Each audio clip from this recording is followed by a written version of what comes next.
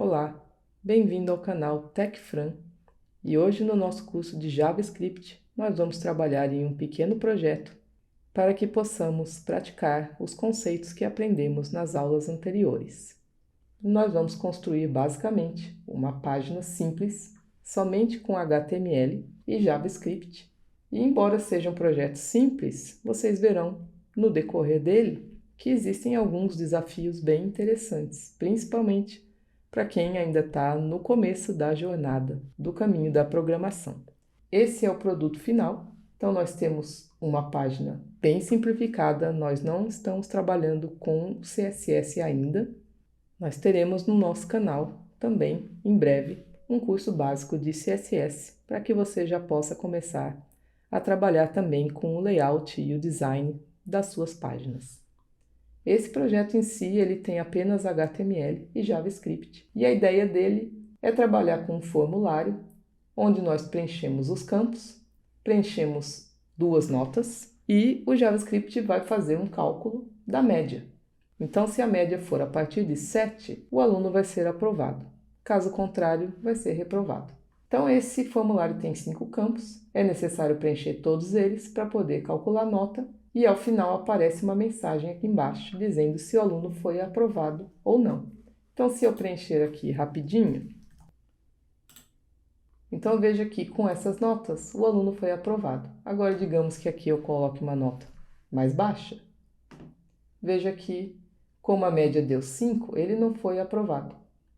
A gente criou também aqui algumas validações em alguns campos. Então, se algum campo estiver vazio e eu clicar em enviar, veja que eu não vou conseguir. Nós vamos ver tudo isso no decorrer do nosso projeto.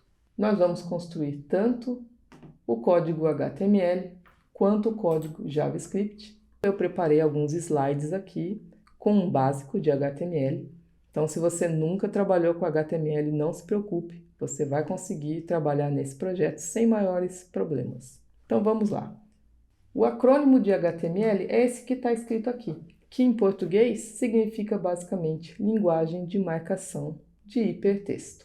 O HTML não é uma linguagem de programação, ela é uma linguagem de marcação e ela representa o conteúdo da página. A versão mais atual do HTML é o HTML5. Uma página HTML é formada de diversos elementos ou tags. Então, o que nós vemos é que forma-se uma espécie de uma árvore de elementos. A página HTML no browser é o objeto document. O document é um objeto que o JavaScript consegue acessar e, com isso, interagir com a página HTML. Aqui nesse terceiro item nós vemos um exemplo de uma tag HTML. Então veja que todas as tags HTML elas ficam entre esses dois sinais de maior que e menor que. Então existe a tag de abertura e existe a tag de fechamento. Algumas tags não possuem a tag de fechamento, só a tag de abertura. A tag de fechamento é a que tem essa barrinha aqui. Então se não tem a barrinha é a tag de abertura, quando tem é a de fechamento. As tags podem também possuir atributos, que são espécies de informações adicionais de uma tag. Aqui embaixo a gente vê um exemplo, a tag script, que é utilizada para incluir scripts, JavaScript, na nossa página. E aqui nós vemos que esse src é um atributo. src vem de source. Source significa origem. Que a origem do meu script é um arquivo chamado index.js. Então, o HTML vai buscar esse arquivo no projeto e vai criar uma espécie de link entre o arquivo JavaScript e a página HTML. E aqui, nesse slide, a gente tem uma estrutura mínima de um documento HTML. Então, todo documento HTML, ele começa com essa primeira linha, que é o doctype HTML. O que essa linha significa? Ela simplesmente informa ao browser que nós estaremos usando o HTML5. Se essa linha for omitida, o browser vai entender que nós estamos utilizando alguma versão anterior. Em seguida, a gente tem a tag HTML. Todo o nosso HTML inicia com essa tag. Dentro dela, todas as outras tags vão ser colocadas. Então, toda página HTML precisa de uma tag de abertura HTML e lá no final, a tag de fechamento. Depois da tag HTML vem a tag head, que é o cabeçalho. Dentro da tag head existem várias outras tags. A principal, que nós vamos ver nesse curso, é a tag title, ou seja, o título da página, que é aquele texto que aparece na aba do browser. Após a tag head, inicia-se a tag body. A tag body é tudo que está visível na página. Tudo que está visível aparece aqui. A gente fecha a tag body e depois vem o fechamento do HTML. Claro que uma página HTML vai ter muitas outras tags. Esse aqui é bem o esqueletinho básico e é a partir disso que nós vamos trabalhar no nosso projeto. Então vamos ao projeto. Nós vamos deixar essa página aqui como modelo e vamos começar a escrever o nosso HTML. Então nós vamos seguir aquela estrutura básica de HTML que a gente viu aqui. Então a gente tem que começar sempre com o doctype. Eu não vou utilizar o autocompletar para a gente ver mais ou menos como funciona. Então é doctype HTML. Essa é a nossa primeira linha. Aí a gente escreve a tag HTML. Dentro dessa tag HTML, a gente tem que colocar a tag head. Dentro da tag head vem a tag title, e que nós vamos utilizar esse mesmo título que a gente fez aqui na nossa página. A partir daqui vem a tag body. Lembra que a tag body é tudo que está visível na página. Então, tudo isso que a gente vê aqui está escrito na tag body. Então, para isso, o que eu vou fazer agora? Eu vou carregar essa página aqui no meu browser. E para isso eu vou utilizar a extensão Live Server, que eu já mostrei lá no comecinho, que é essa extensão aqui. Ela vai criar um servidor web automaticamente e vai carregar minha página HTML. Para isso eu vou clicar em Go Live e ele vai carregar a minha página aqui. Veja que ela está vazia, porque não tem nada aqui no body. Eu vou colocá-la aqui desse lado. E nós vamos utilizar essa página aqui como modelo. Então, o que a gente vai fazer? A primeira coisa que a gente vai fazer na nossa página é esse título aqui. Esse título ele é criado com uma tag de cabeçalho do HTML. As tags de cabeçalho elas começam com H, então elas vão de H1 até H6, sendo que quanto maior o número, menor o tamanho da fonte. Essa aqui a gente usou a H1. Então a gente cria o H1 e escreve exatamente como está escrito lá. Essa linha de baixo a gente escreveu com o cabeçalho H3. Então vamos fazer. Vamos ver como é que tá? Então veja que até aqui já está pronto. O que nós vamos fazer agora? A gente vai criar o esqueletinho para esse formulário. Quando a gente cria formulário, o HTML tem uma tag chamada form. Essa tag form, ela é responsável pela marcação de uma criação de formulário. Vamos criar os nossos campos agora. Quando a gente quer criar um campo de um formulário, a gente usa a tag input. Ela é uma tag que só tem a abertura, ela não tem o fechamento. E a tag input, ela necessita de alguns atributos. O primeiro que a gente vai ver é o atributo type. O que é o atributo type? Ele vai me indicar qual é o tipo de input que a gente tem. Vale lembrar que nós temos inputs que são apenas texto, nós vamos ter inputs que esperam um endereço de e-mail, nós vamos ter inputs que esperam números e assim por diante. Esse primeiro campo que nós vamos criar é um campo de nome, é um campo de texto. Aí a gente escreve text. E vejam que aqui nós temos automaticamente preenchido um texto aqui. Então veja que cada campo tem automaticamente um texto explicativo. É um outro atributo na tag de input chamado placeholder. Então esse placeholder, o que a gente escrever entre as aspas, é o que vai aparecer dentro de cada campo. Esse primeiro é o campo nome. Então, se eu salvar aqui, veja aqui na nossa página, nós já temos aqui o campo nome. Nós vamos criar outro também, do tipo texto, com placeholder, escrito e-mail, igual está aqui. Só que aqui, eu quero que o browser reconheça automaticamente que esse campo é um campo de e-mail. Por que isso é útil? Se eu modificar aqui o meu input desse campo para e-mail, já vai ter uma validação automática do browser para um e-mail. Então, se eu não digitar um formato de e-mail válido, ele não vai aceitar. Ele vai solicitar que eu digite um e-mail válido. Se eu salvar aqui, eu já tenho um campo e-mail, já tenho um campo nome. Quando eu for validar esse formulário, eu não vou precisar validar o e-mail, porque se eu não digitar alguma coisa, arroba, qualquer coisa, ponto, qualquer coisa, ele vai dar um erro. Se não tiver esse formato, quando eu clicar em enviar, o browser mesmo já vai me informar um erro e eu vou ter que preencher com um formato de e-mail válido. O próximo campo que nós vamos criar é o campo de disciplina. O campo da disciplina é um campo de texto normal. Então a gente escreve texto e o placeholder vai ser disciplina. Salvando, veja que a disciplina apareceu aqui. Os próximos dois campos vão ser os campos de nota, da nota 1 e da nota 2. A nota 1 e a nota 2, se vocês olharem aqui, elas são dois campos que estão esperando números. Se eu tentar digitar um texto aqui, eu não vou conseguir. Eu só vou conseguir digitar números. Como é que a gente faz isso? Aqui no nosso input, a gente põe number como valor do meu atributo. E o placeholder, a gente coloca nota 1.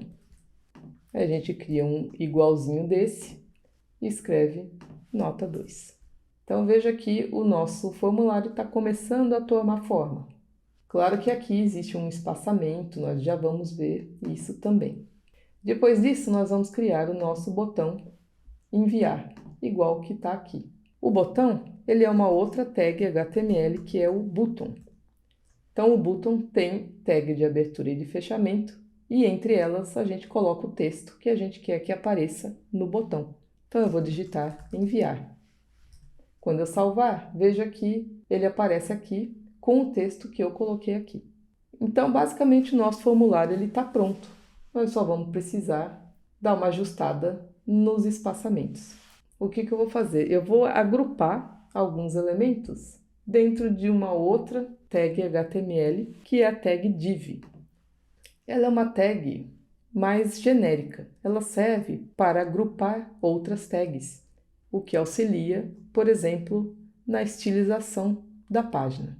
Então, dentro dessa tag div, eu vou colocar esses meus 3 primeiros inputs.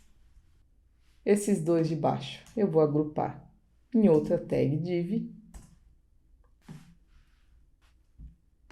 e vou salvar.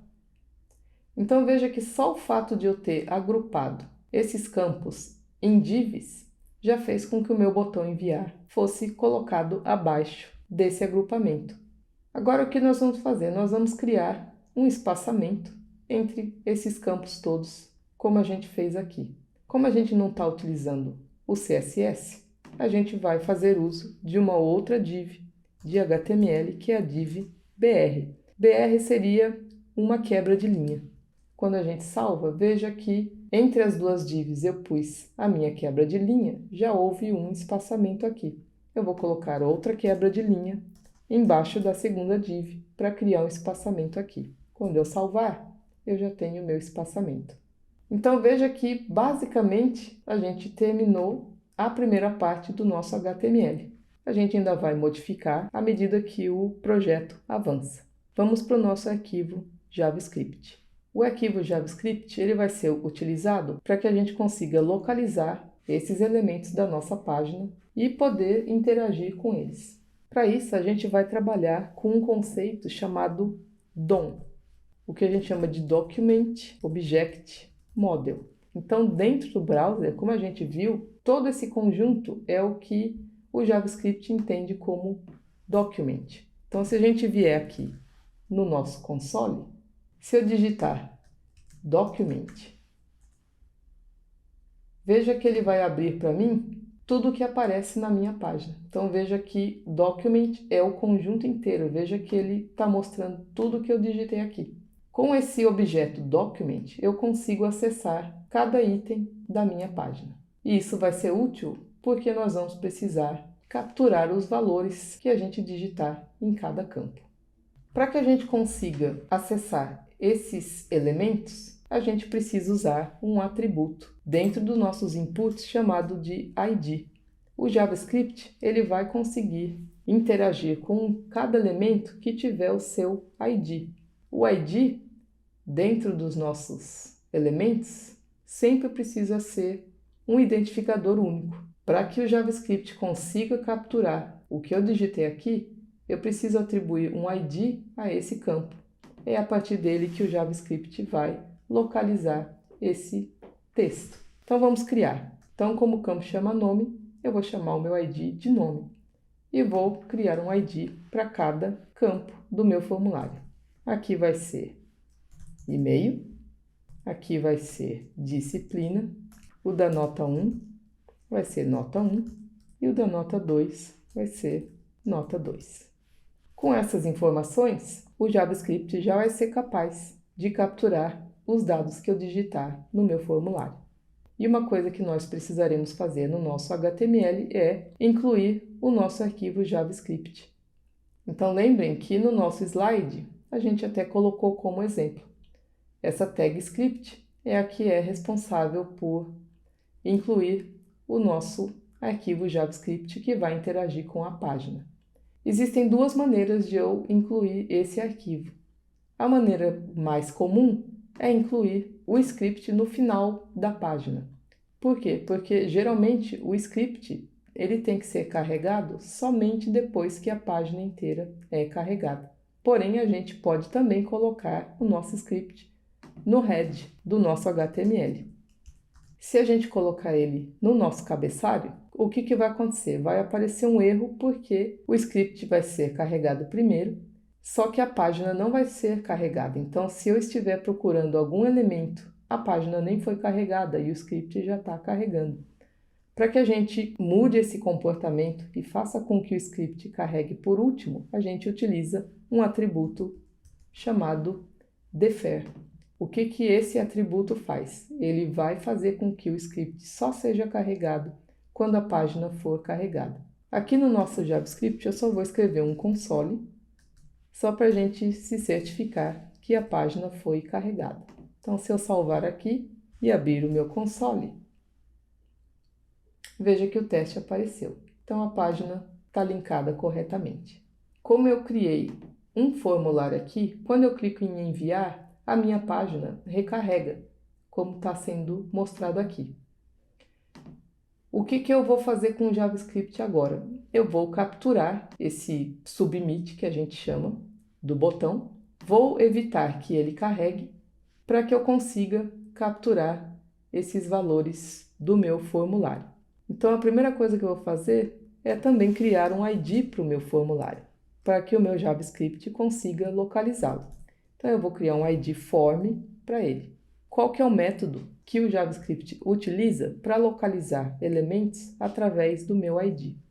Eu tenho que digitar document, que é um objeto.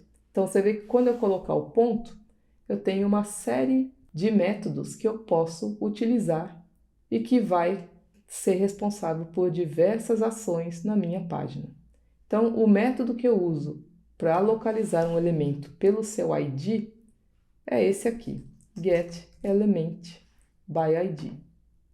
Esse método, ele espera um parâmetro que é exatamente o nome do ID que eu criei aqui. Então, veja que para o meu formulário, o ID é form. Aí eu digito aqui, entre aspas, form. Isso em si já faz com que o JavaScript localize o formulário todo. E junto disso, eu tenho que também capturar essa ação de enviar. Essa ação de enviar é um outro método que a gente utiliza no JavaScript que chama addEventListener. É um método que faz com que o JavaScript capture o clique do meu botão. Sempre que eu clicar em algum botão, para eu poder capturar essa ação de clicar, eu tenho que utilizar esse método. Esse método espera dois parâmetros. Um parâmetro é o tipo de clique. Então, geralmente, quando é um clique comum, o evento é clique. Mas como nós estamos em um formulário, quando a gente clica nesse botão, já não é um clique comum, é o que a gente chama de submit. Então, esse evento que a gente ver aqui acontecendo, não é somente um clique, é um submit, é um envio de formulário. Quando o evento é um submit, a gente vê a página recarregando. Então, é esse evento que a gente quer capturar. A gente quer capturar um evento de submit. O segundo parâmetro vai ser uma função. Essa função que a gente vai criar aqui é a que vai ser responsável por tratar todos os dados da minha página. Ela está esperando o que a gente chama de evento. Toda vez que eu clico, o JavaScript captura um evento. O que seria esse evento? Um conjunto, um objeto, com todos os dados que estão dentro desse formulário. Então, essa explicação que eu estou passando agora, ela é bem simplificada. Na verdade, acontecem muito mais coisas. É só para a gente manter a simplicidade e não se confundir muito. O que eu vou fazer com essa função? Eu vou captar todos esses eventos que são gerados a partir do meu clique. Aí aqui eu uso um parâmetro que eu posso nomear do que eu quiser, mas que por padrão a gente vê escrito como evento. Em seguida, a gente vai usar um método que vai fazer com que eu evite que a página recarregue sempre que eu clicar no botão enviar. Vou pegar esse meu objeto evento e vou usar um método chamado prevent_default. O que é prevent_default? Prevenir o padrão, que é o quê? Recarregar a página.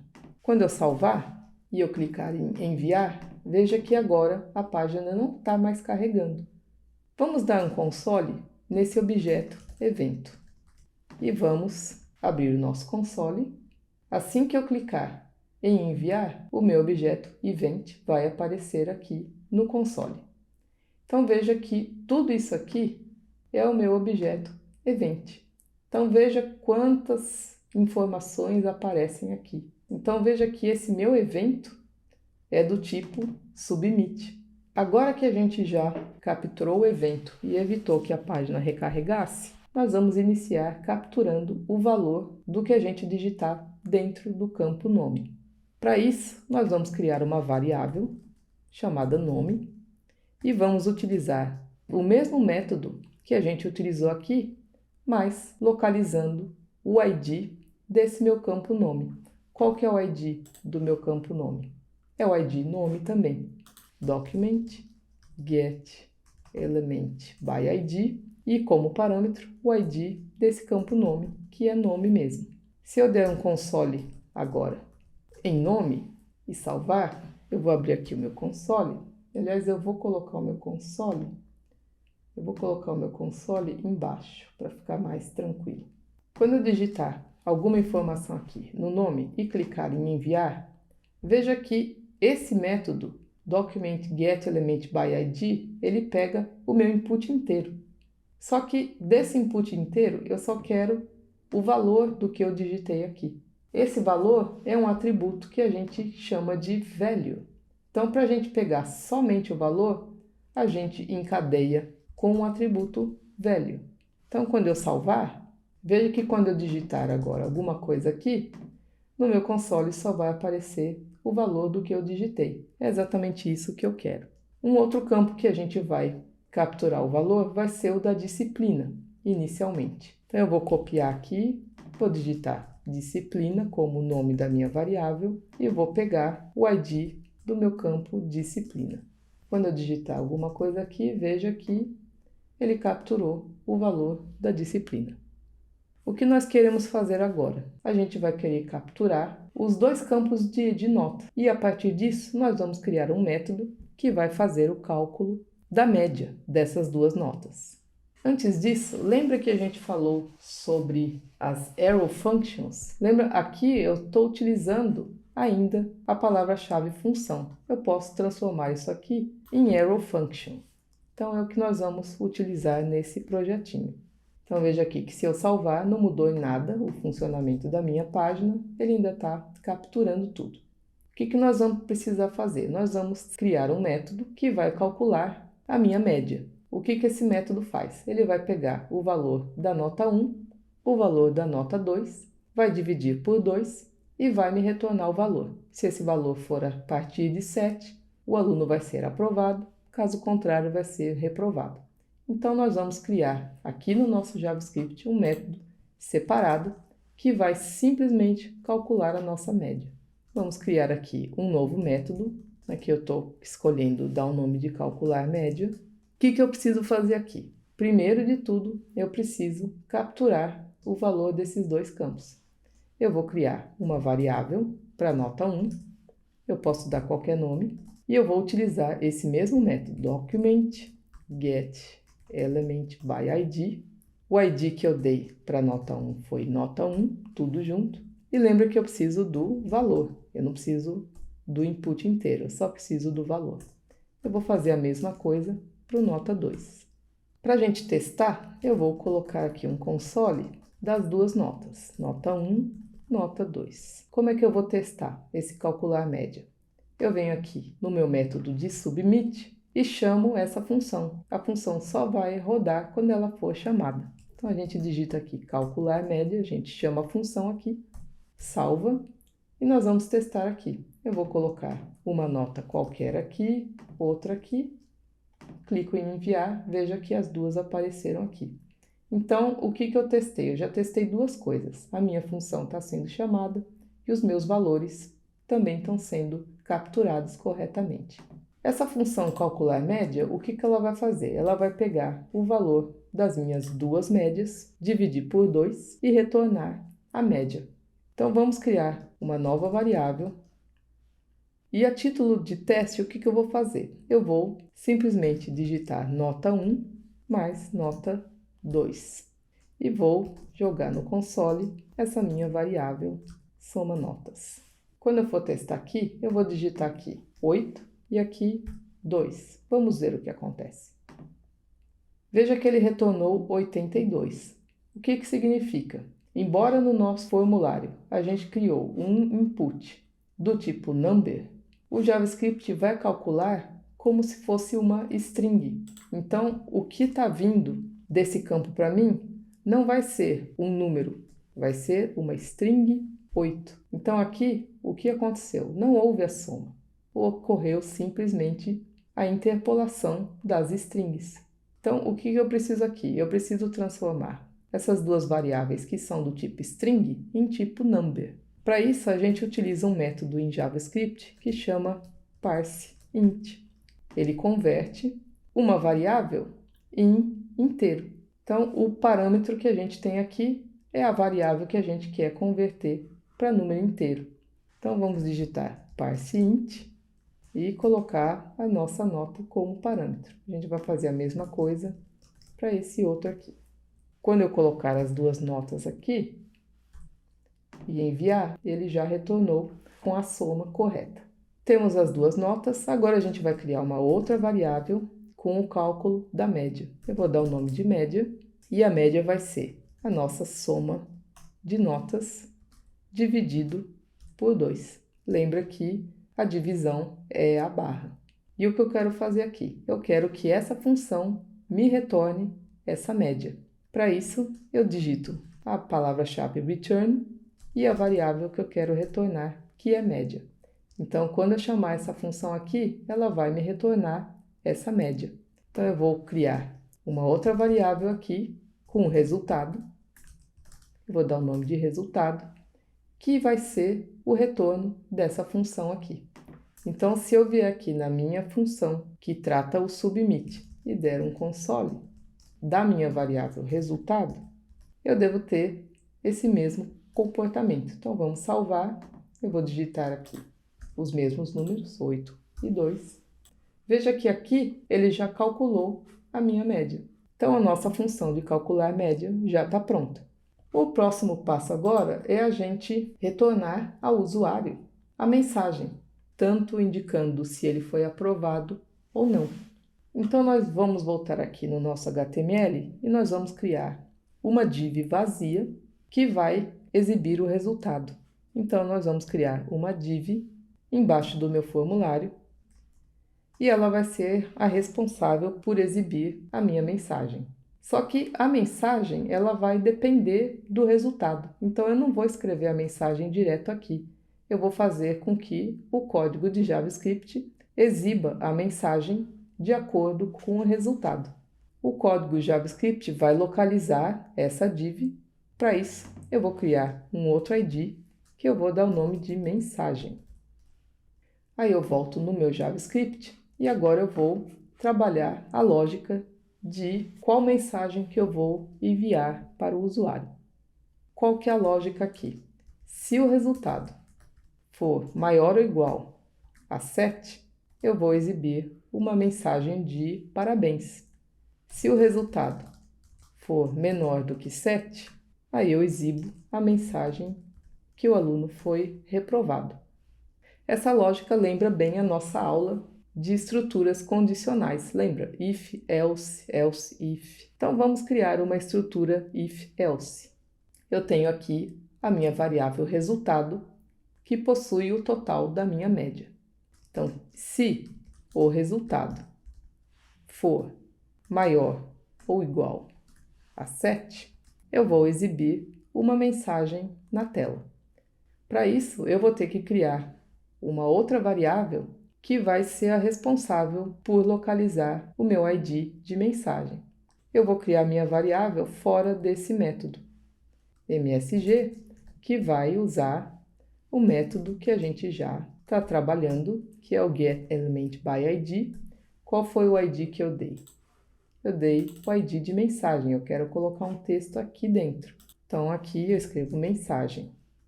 Como esse aqui não é um campo de input, eu não preciso puxar o valor dele. Eu já tenho a variável, eu posso usar essa variável dentro do meu if. Como é que eu faço para inserir um texto programaticamente dentro de alguma tag HTML? Eu uso essa mensagem que eu acabei de criar e uma propriedade chamada innerHTML. Essa propriedade, o que ela vai fazer? Ela vai fazer com que apareça um texto aqui, automaticamente. Então, o que eu tenho que fazer? Como é uma propriedade, eu vou atribuir um valor para ela. E nesse momento eu vou trabalhar com a minha interpolação de strings, que eu posso usar, lembra, eu posso usar tanto as aspas, quanto eu posso usar o template literal, que são as crases.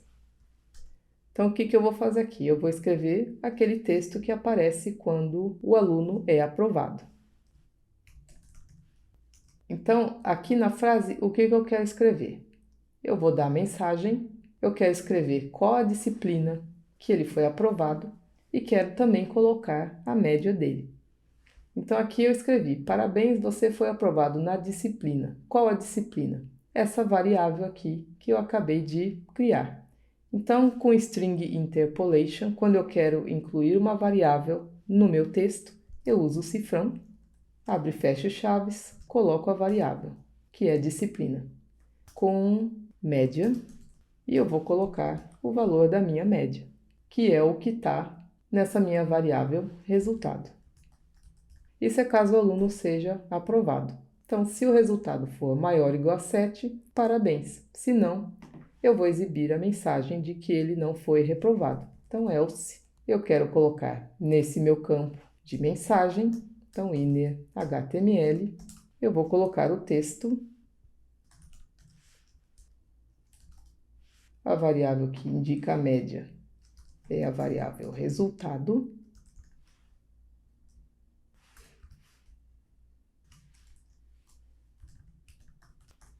Então, com isso, eu já vou conseguir exibir a mensagem aqui embaixo. Vamos testar. Se eu colocar a nota 8 e a nota 5, veja que ele calculou a média e não escreveu a disciplina porque a gente não preencheu nada em disciplina. Então, se eu preencher alguma coisa aqui e clicar em enviar, ele completa para mim aqui. Vamos testar num caso de aprovação. Então, veja que, como a média é maior do que 7, ele foi aprovado, veio a mensagem de aprovação. Vamos colocar uma quebra de linha antes da mensagem, que é para ela ficar um pouquinho mais para baixo. Então, vamos testar de novo. Pronto, ele ficou mais para baixo. Basicamente, a nossa lógica está pronta. Agora nós vamos começar a trabalhar com as validações. Eu estou conseguindo calcular a média mesmo sem preencher todos os campos. Não é isso que eu quero poder validar esses campos e só calcular a média se todos eles forem preenchidos. Uma das maneiras da gente fazer isso, direto no HTML, é colocar em cada input um atributo de obrigatório, é o atributo required. Esse required é uma validação feita automaticamente pelo browser. Então, o que ela indica? Se o campo não for preenchido, os dados não vão ser enviados. O browser vai solicitar que eu preencha. Se eu salvar, veja que se eu clicar agora em enviar, ele vai solicitar que eu preencha esse campo aqui. Eu vou fazer isso com os outros campos também, já que eu quero que todos eles sejam preenchidos. Agora, com todos eles preenchidos, veja que cada vez que eu clicar em enviar, ele vai solicitar que cada campo seja preenchido. Lembra que no campo de e-mail eu coloquei o tipo e-mail? Se eu preencher qualquer coisa aqui, o erro que aparece agora é da validação do meu e-mail. Então, enquanto eu não digitar um e-mail válido, ele não vai deixar com que esse campo seja preenchido. Então, veja que já é uma validação que o browser possui. Porém, embora o browser tenha essa validação de campo que não foi preenchido, eu posso preencher o meu nome só com espaços e ele vai acabar aceitando. Não é isso que eu quero. Então, vamos criar um método que vai validar o meu campo nome para que ele não aceite se a gente preencher só com espaço. Eu vou criar aqui uma função chamada validar nome. Eu posso dar o nome que eu quiser. É uma arrow function. Só que essa função validar nome, eu vou solicitar que seja informado o parâmetro exatamente do nome. Então, o que eu quero validar? Se o meu campo nome for undefined, quando é que o meu campo é undefined? Quando não tem nada preenchido. Ou se preenchido só com espaços. Antes de validar o meu campo nome, eu quero apagar os espaços em branco automaticamente. Existe um método em JavaScript que vai fazer isso, que é o método trim. Então, esse meu método trim, ele vai remover todos os espaços que estiverem antes e depois da minha variável nome. E depois que eu remover todos os espaços, eu vou querer saber quantos caracteres essa minha variável possui. Se depois de aplicar esse método, essa minha variável tiver 0 caracteres, significa que só foram preenchidos espaços. Se eu digitei 2 espaços e 2 letras, antes de eu aplicar o método trim, essa minha string vai ter 4 caracteres. Depois que eu aplicar o método trim, ele vai remover os meus 2 espaços. Então, a minha variável vai ter 2 caracteres. Então, o que eu quero verificar aqui? Se a minha variável é undefined ou se o número de caracteres é igual a 0. É isso que eu vou verificar na lógica desse código. Eu vou usar o if, o nome é igual a undefined, ou agora eu quero saber, esse meu método nomeTrim, qual que é o número de caracteres resultante. Eu descubro isso com a propriedade length, que a gente já viu também. Então, se o número de caracteres dessa minha variável nome for igual a 0, depois que eu retirei todos os espaços, se algum desses casos ocorrer, é porque esse campo está inválido. Deixa eu remover isso aqui. Então, se esse campo está inválido, eu não quero que seja possível fazer o cálculo da média. Então, o que eu vou fazer? Eu vou retornar falso. Se passar por isso, é porque o campo está válido. Então, o que está no if não vai ser executado e o código vai passar adiante. Então, aqui eu quero retornar true. Dependendo do meu resultado ser falso ou verdadeiro, eu vou permitir ou não que o formulário seja enviado e que a média seja calculada. Só que eu vou utilizar esse método antes de calcular o resultado. Então, eu vou apagar esses comentários. Antes mesmo de eu calcular o resultado, eu já vou validar o campo nome. Então, aqui, se o resultado desse meu método for falso, eu não vou continuar. Eu vou interromper o meu cálculo para que seja exibida uma mensagem de erro e o usuário possa preencher o campo nome. Então, como é que eu vou fazer isso? If, chamo a minha função validar nome, eu posso escrever de duas maneiras. Eu posso verificar se validar nome é igual a false, ou eu posso usar o meu operador booleano que inverte o significado. Então, se validar nome for falso, o que eu vou fazer? Eu vou exibir uma mensagem de erro na tela e vou encerrar a execução do código. Lembra que validar nome, ele pede um parâmetro. Qual que é o parâmetro? O conteúdo do meu input de nome, que é essa variável aqui. Então, eu vou informar essa variável como parâmetro da minha função. Dentro dela, eu vou pegar esse meu campo que eu estou exibindo a mensagem e vou exibir uma mensagem de erro. E eu vou escrever simplesmente uma string com essa mensagem. O que eu quero fazer em seguida? Eu quero interromper a execução dessa função toda. Eu simplesmente, para isso, utilizo a palavra-chave return. Vamos salvar e vamos testar. Então, se eu não preencher nada, a gente já sabe que ele vai pedir um preenchimento.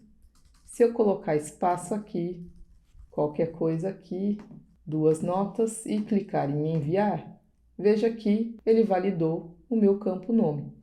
Então, eu vou ter que preencher o nome aqui para ele poder enviar. Então, basicamente, o nosso projeto está pronto. Claro que é um projeto básico, ainda tem muita coisa que pode ser modificada, não só o CSS. Como tarefa, vocês poderiam continuar esse projeto, por exemplo, validando o campo de disciplina.